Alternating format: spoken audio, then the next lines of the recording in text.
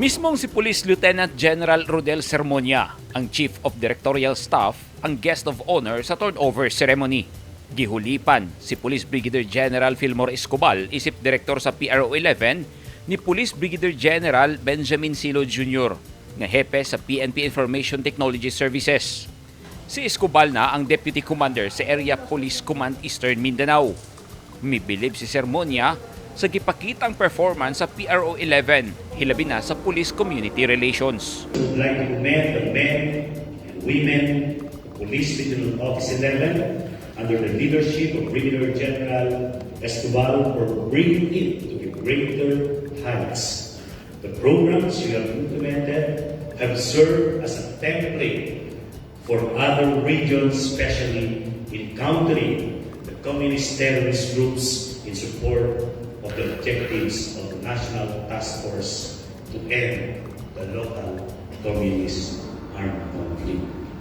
Notice that the SILG has directed the PNP for the institutionalization of your revitalized police sa barangay or Rpsb for bringing public safety services to the grassroots and marginalized sectors of society. I would like to thank General ESCOBAL for his outstanding achievements in keeping peace here in Davao region.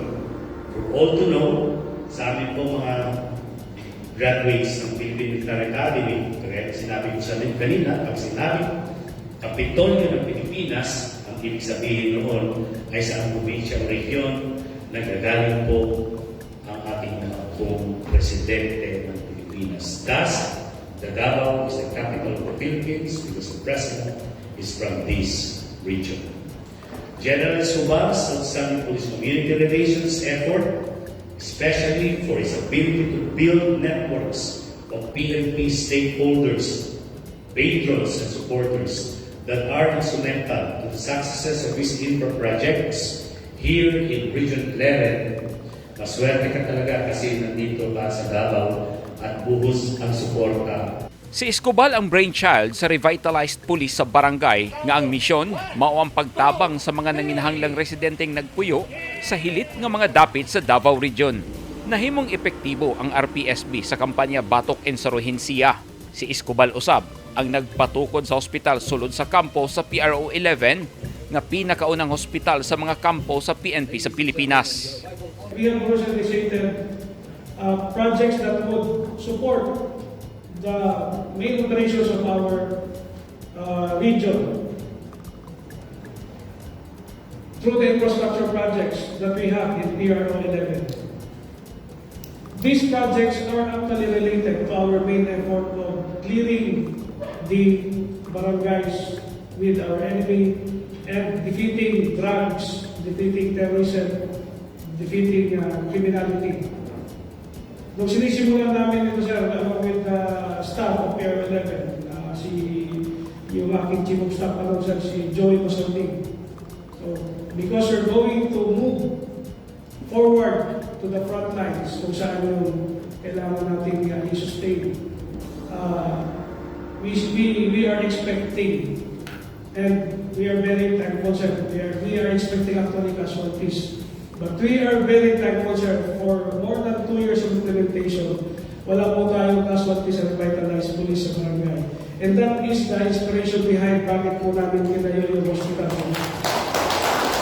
Dakong hagit sa bag-ong hepe sa PRO 11 nga tupngan ang performance ni ESCOBAL. Pero nagpasalig kining Ipadayon ang nasugdang maayong programa nga maghatag og kaayuhan sa mga residente. I'm going to continue whatever projects, programs, activities that help improve the police service here in PRO 11. And it is my obligation to further improve it, innovate it, so in the end, the people of Region 11, the taxpayers, will be the one enjoying the quality of police service being extended by PRO 11. Ang turnover ceremony gitambungan sa mga opisyal sa PNP sa Rehiyon 11 ug nagpasalig usab og suporta kang Silo Jr.